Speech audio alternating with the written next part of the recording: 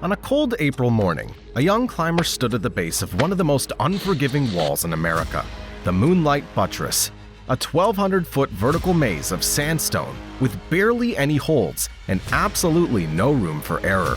He was alone, with no ropes or safety gear. For the next 83 minutes, his life would hang by nothing but his fingertips. Would he survive?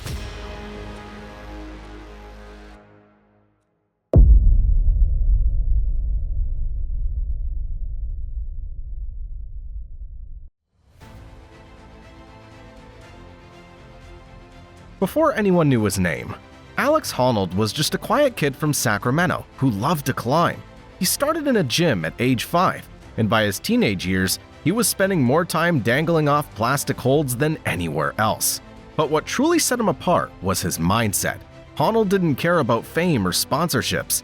By 2008, he had already quietly built a reputation in the climbing community for doing things most wouldn't dare attempt, like free soloing routes that required expert-level skill, even with gear.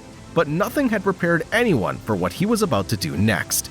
It was Moonlight Buttress, one of the crown jewels of Zion National Park, towering 1,200 feet above the canyon floor. It's a 9-pitch trad route rated at 5.12 plus. The climb is known for its long sections of finger cracks, thin cracks, steep corners, and non-stop difficulty. Most climbers need a full day to get to the top, using ropes, gear, and a partner to stay safe. But on April 1st, 2008, Alex Honnold stood at its base alone with nothing but a chalk bag and a pair of climbing shoes.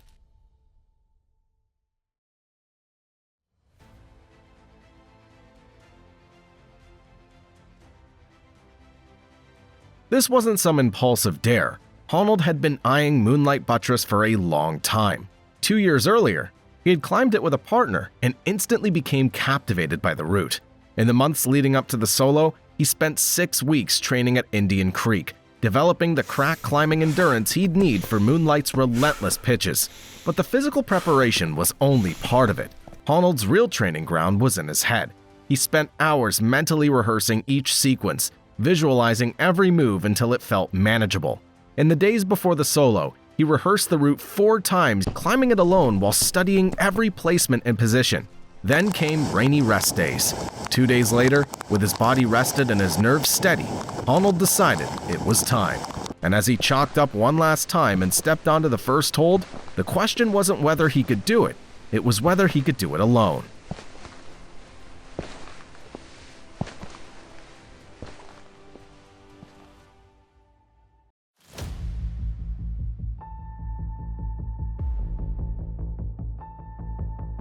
At 10 a.m., Alex stepped onto the wall.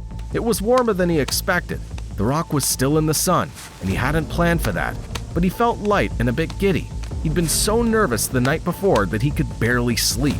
Now, standing on the sandstone, all that energy turned into focus. The first few pitches felt good. His fingers locked into the cracks like puzzle pieces. His feet pressed into tiny edges. The wall and its height faded. There was just movement and flow. Climbing like this without a rope isn't about strength, it's about control. One mistake, one wrong foot, and it's over.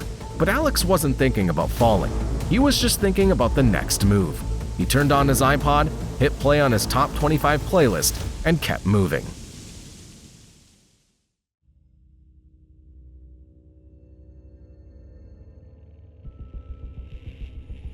Then came the hardest part. High on the wall, just a few pitches from the top, Moonlight Buttress throws everything at you. Thinnest cracks, awkward angles, and the kind of climbing where your fingers scream and your body shakes. Alex had rehearsed this section 4 times. He knew every hold. Still, it was brutal, especially the long dihedral, which is the technical crux around pitch 9.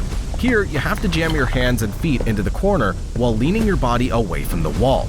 It's a mix of jamming and lie-backing, one of the most exhausting combinations in climbing. He didn't love lie-backs. They always felt sketchy, but the jams were solid, so he trusted them. There was no panic or rush. He took a deep breath and stayed totally focused. He was more than 1,000 feet off the ground. A slip here would mean certain death.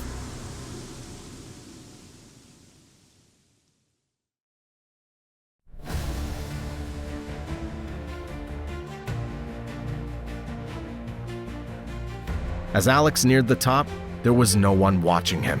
It was only his moment, just him and the rock. With one last stretch of cracks and one more hand jam, he pulled himself over the edge. At the top, the world felt still, and the wind didn't even seem to stir. There was no rush or a big celebration, just a quiet moment in which Alex stood there alone, looking out over Zion, feeling the sweat and dust on his skin. He didn't need anyone to tell him what he had just done. He had just climbed one of the hardest routes in the world, and he did it in just 83 minutes, a time no one thought was possible. Back in the park, word spread fast. Climbers couldn't believe it, and some even thought it was a joke. Alex, just a few years ago, was barely known outside the climbing circles. Now, he had just made history. So, Alex is risking his life with no rope. You could just risk a click on that subscribe button. It's way safer than this and keeps bringing you amazing feats like these.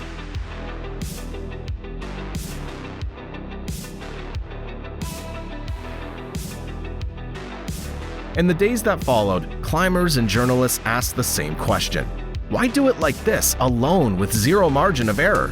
Alex didn't give a grand speech. His answer was honest and calm. I don't do it for fame. I do it because it's a challenge. It's a journey I take for me. Moonlight Buttress wasn't just a bold ascent. It was a shift. A moment where the climbing world had to pause and recalibrate what it thought was humanly possible. For years, the route had tested some of the best with gear, planning, and backup. But now, one man had floated up it in 83 minutes, alone. Moonlight Buttress also marked a turning point in Alex's career. It became a statement. Even now, when he looks back on that day, Alex remains the same humble, quiet person he always was. He doesn't talk about legacy. He's someone who constantly pushes the boundaries of what's possible.